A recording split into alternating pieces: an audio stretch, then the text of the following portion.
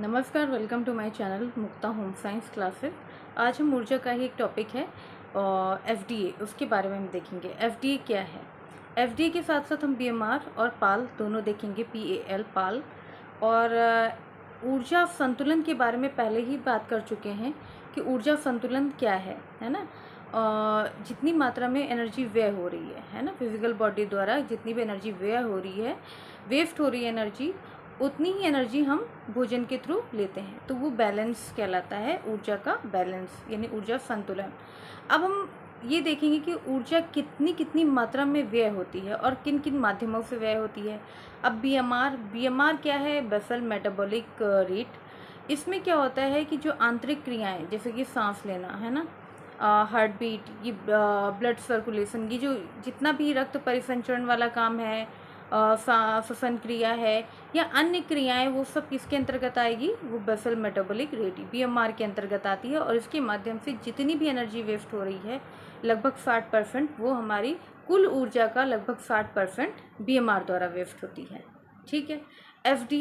FDA से पहले हम पाल के बारे में देख लेते हैं। पाल को मैंने पहले भी बताया हुआ है कि पीएएल पाल क्या है। ये एक तरह से शारीरिक गतिविधि इस तरह बोल सकते हैं, या फिजिकल एक्टिविटी लेवल बोल सकते हैं कि शारीरिक क्रिया के माध्यम से जितनी भी एनर्जी वेस्ट हो रही है। ठीक है।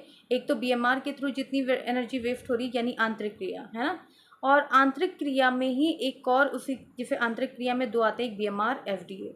पाल है फिजिकल बॉडी यानी बाह्य द्वारा जैसे चलते हैं, बोलते हैं, जितनी एनर्जी वेस्ट हो रही है वो हमारा पाल कहलाता है, पीएएल है ना, फिजिकल बॉडी द्वारा, शारीरिक क्रियाशीलता द्वारा जितनी एनर्जी वेस्ट हो रही है। हल्का कार्य कर रहे हैं तो एनर्जी जितनी वेस्ट हो रही है उतनी एनर्जी हम लेंगे, तभी वो बैलेंस में आएगी। मध्यम कार्य कर रहे हैं तो जितनी एनर्जी वेस्ट कर रहे हैं यानी थोड़ा सा और अधिक मेंटली वर्क और फिजिकली वर्क दोनों हो रहा है, और बाह्य रूप से है तो फिर से हम उतनी ही एनर्जी लेंगे। कठोर कार्य कर रहे हैं तो जितनी मात्रा में एनर्जी वेस्ट हो रही है उतनी मात्रा में हम एनर्जी लेंगे, यानी ज़्यादा से ज़्यादा एनर्जी, प्रोटीन दोनों।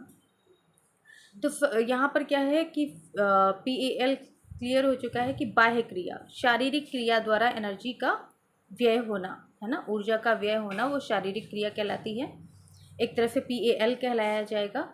और बीएमआर क्या है और एफडीए क्या है? बीएमआर अभी बताया। एफडीए क्या है? एफडीए भी आंतरिक क्रिया जिसमें पाचन, अवशोषण और चयापचय। एफडीए क्या है? स्पेसिफिक डायनेमिक एक्शन, यानी विशिष्ट गतिशील क्रियाएं है ना, एक तरह से विशिष्ट गतिशील क्रिया जिसमें विशिष्ट कार्य होते हों, आंतरिक विशिष्ट कार्य। तो आंतरिक में दो तरीके से, एक बीएमआर और दूसरा है एफडीए। तो स्पेसिफिक जो रहेगा एफडीए के अंतर्गत, स्पेसिफिक विशिष्ट कार्य जिसमें पाचन पहला, अवशोषण और तीसरा चयापचय। तो तीन कार्य होते हैं, पाचन, अवशोषण और चयापचय में जितनी भी एनर्जी वेस्ट हो रही है, यानी भोजन लिया गया, यहीं से पाचन हुआ, पाचन यहाँ से टूटते टूटते भोजन आंतों तक गया, वहाँ से अवशोषित हुआ, ब्लड में मिला है ना, और ब्लड, फिर उसके बाद चयापचय की क्रिया अंतिम अवस्था है। इन सब में जितनी एनर्जी व्यय हो रही है, लगभग कुल ऊर्जा का 10% एनर्जी हमारी किसमें? स्पेसिफिक विशिष्ट कार्यों में लग रहा है। विशिष्ट कार्य क्या? पाचन, अवशोषण और चयापचय। ठीक है। तो उसी के, ये भी आंतरिक क्रिया ही हो गई। तो पाचन, अवशोषण, चयापचय में जितनी एनर्जी वेस्ट हो रही है वो एफडीए कहलाई जाएगी, यानी 10% ऊर्जा। बीएमआर क्या है? बीएमआर में 60% एनर्जी वेस्ट हो रही है, किसके द्वारा? वो भी आंतरिक क्रिया, यानी पाचन, अवशोषण और चयापचय के बाद की जितनी भी हैं, क्योंकि ये तीनों चीज़ें तो एफडीए के अंतर्गत आएगी, विशिष्ट कार्य हो गए। बाकी बीएमआर में अन्य चीज़ें, जैसे मैंने बताया, श्वसन क्रिया और अन्य कार्य हैं, ब्लड से रिलेटेड या अन्य है ना, हार्ट बीट वगैरह, वो सब किसके अंतर्गत आएगी? बीएमआर के कारण है ना। ये कभी कभी देखा होगा, भय तनाव में ये बीएमआर बढ़ जाता है ना। उपवास के समय में या फास्ट रहते हैं तो उसमें क्या होता है? बीएमआर घट जाता है, ज्वर की स्थिति में बढ़ जाता है ना।